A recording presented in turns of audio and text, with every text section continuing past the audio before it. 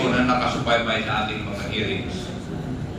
Isa po sa pinagmulan ng legislative inquiry na ito ay ang privilege speech ni Honorable Rolando Valeriano noong ikatatlo ng September 2024 delivered before the plenary session of the House of Representatives. Simple lang po ang pinaghuhugutan ng privilege speech na ito. Transparency and accountability on the expenditure of public funds. Sa pamamagitan ng mga hearings ng ating committee ay ating ginampanan ng tungkulin na alamin ang mga kakulangan sa ating batas at pusisiin ang paggastos ng mga nakaraang pinagkatiwalaang pondo ng bayan upang masigurado ang transparency at accountability ng ating pamunuan. Ulitin ko po yung sinabi ni Honorable Roland Valeriano.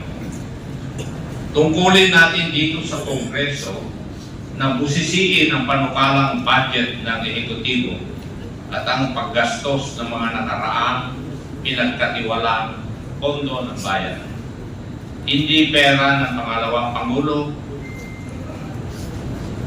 Ang Office of the Vice President budget para sa taong 2022, 2023, 2024 at 2025. Pondo ng bayan yan. Kaya mayroong budget hearings ay para malaman ng madlang people kung paano ginagastos ng mga opisina ng gobyerno ang pondo ng bayan na pinagkatiwala sa kanila. Ito po ay ayon kay Honorable Roland Valeriano. Nagsimula po ang hearings natin sa pagbusisi sa paggamit ng mga nakaraang budget ng mga opisinang pinamumunuan ng Office of the Vice President.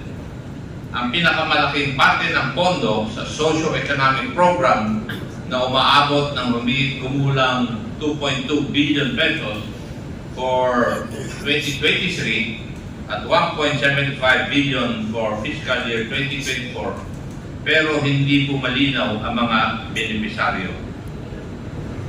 Ayon po sa Office of the Vice President, ang mga components ng programang ito ay ang mga sumusunod: libreng sakay, pagbabago campaign, OVP food trucks, livelihood programs like Magnegosyo Taday and Peace 911, medical assistance, burial assistance, and public assistance. May listahan silang binibigay sa COA ukol sa mga benepisaryo ng mga programang ito. Pero kapansin-pansin po sa mga accomplishment reports o ARs na sinabit nila para sa confidential funds na may tila hiwalay pa na pamimigay ng medical and food aid na kinukuha raw sa confidential funds. Halimbawa, noong February 6 to March 29, 2023, halagang 42 million in medical and food aid was given using confidential funds, while another 40 million noong April 25 to June 30, 2023 ang pinamigay puno gamit ang confidential funds na hindi dumadaan sa regular na proseso ng procurement at aid distribution. Kinalaunan, ating natuklasan ang nakababahalang paglustay ng confidential funds ng Office of the Vice President at pati na rin ang Department of Education. Nakita natin na nababalot ng secrecy and lack of transparency ang paghawak ng Office of the Vice President at ng Department of Education. Noong sekretarya pa nito si Vice President Sara Duterte, ang confidential funds na inilagak sa kanila noong taong 2022 at 2023 for OVP at 2023 for Department of Education.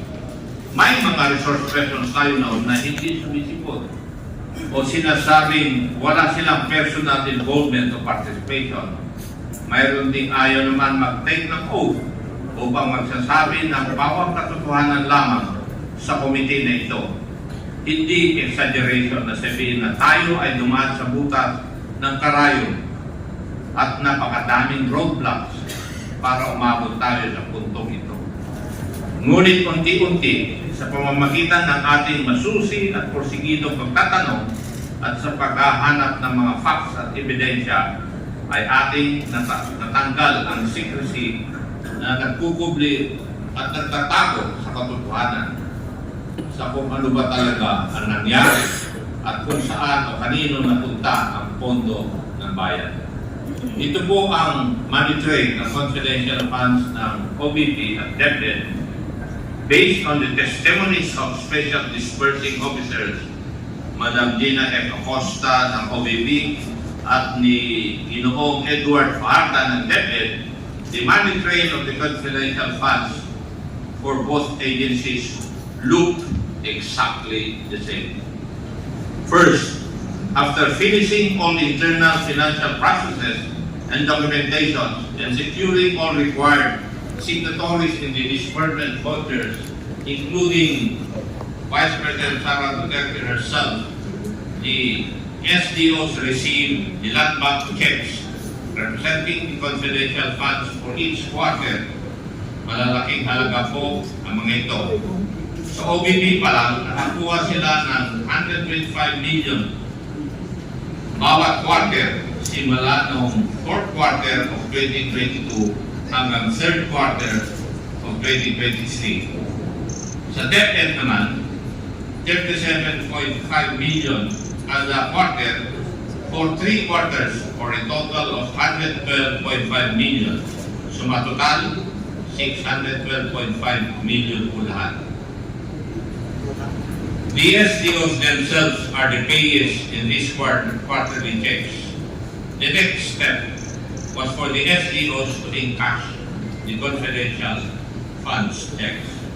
Sabi po ni SDO Edward Fajarda, ina-encash po niya ang bawat isa ng tatlong 37.5 million checks sa Land Bank Dex branch, old cash. Nilalagay sa dalawang duffel bags at isang backpack ang cash. May kasama raw siya noong 3 beses na yun na kilala niya lamang bilang Alan. Matapos mag-encash, dinala niya ang cash sa kanyang opisina sa DepEd. Sabi naman ni SDO Gina Acosta, para sa OVP confidential funds worth 125 million per quarter, pinapaikas niya ang bawat cheque sa Land Bank Shaw Boulevard branch. Kasama niya si Assistant Chief of Staff Lemuel Ortonio at dalawang di mapakalanan driver sa pagpapaikas ng bawat cheque. 4 na beses nilalagay raw nila ang 125 million cash sa 4 na duffel bags.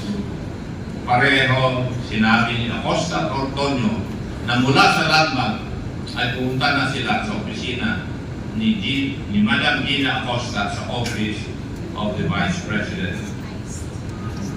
As if it was all planned and orchestrated or part of a common design, both SDO Acosta and Fajarda said that the Vice President directly instructed them to hand over the cash representing the confidential funds to certain security officers. For DepEd, may tinalaga raw si Colonel Raymond Lachica, ang head ng Vice Presidential Security and Protection Group, ng isang security officer na nagngangalang Colonel Dennis Nolasco, kung saan weekly nagbibigay ng pondo si SDO Fajarda amounting to 4 to 6 million per week. For the Office of the Vice President, si Colonel Latica raw mismo ang security officer na buong pinag-aabutan ni SDO Acosta ng 125 million every quarter.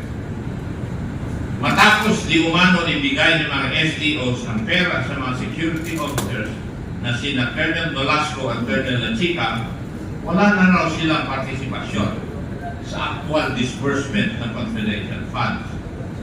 Wala silang ibang basehan sa kung anong nangyari sa pondo, kundi sa pamamagitan ng ng mga accomplishment reports na kailangang ihanda, isumite para sa liquidation ng confidential funds. Malinaw po sa kwento ng mga SEOs na hindi sila ang nag-disburse o nagbayad ng payments to the informants and other supposed payees ng confidential funds. Naturalmente, hindi rin sila ang gumagawa ng accomplishment reports kasi wala silang kaalaman kung paano nagasta ang pera ng bayan. Ito po ang parehong sinabi sa hearing ni na SEO Acosta at SEO Parda.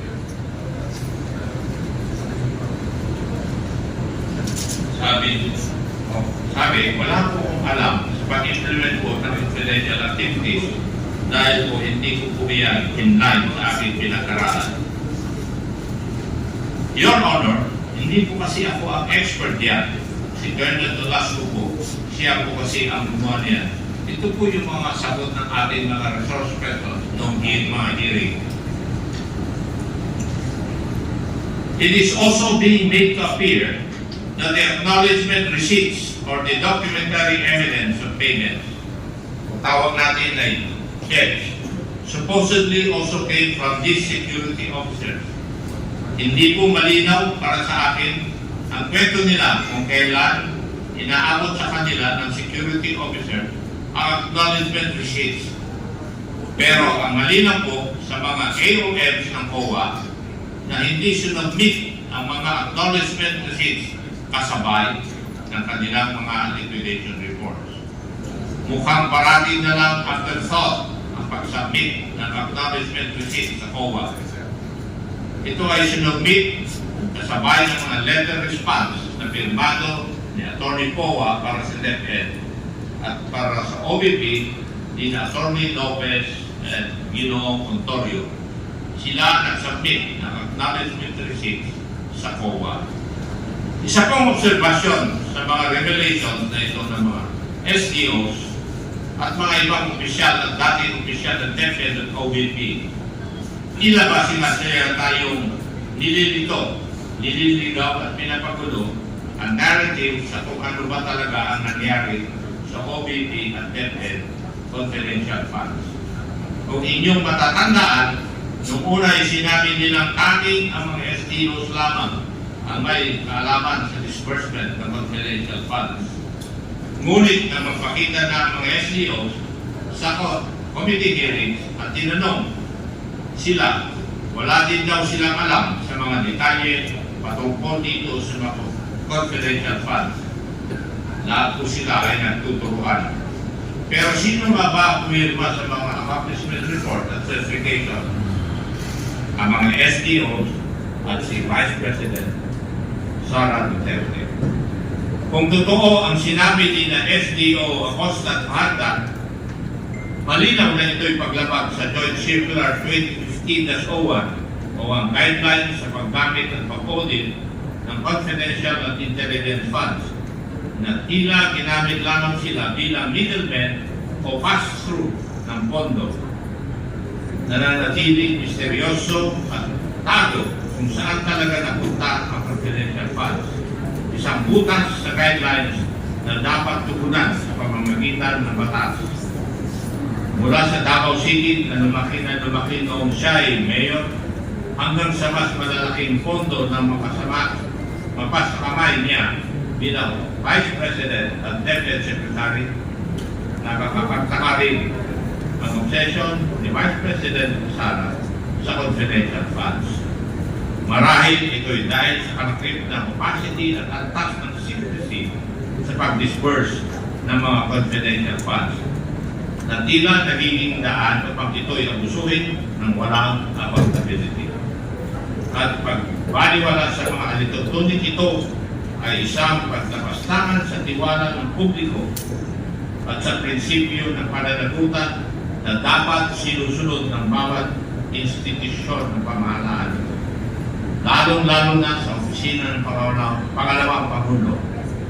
Let me remind the public of what is at stake here. It would constitute graft and corruption if public funds are misused or misappropriated, or worse, if funds are diverted to personal use or benefit. And given the amount we're talking about here, this may be under the crime of plunder. We leave it to the investigative bodies of the government to investigate the crimes committed here.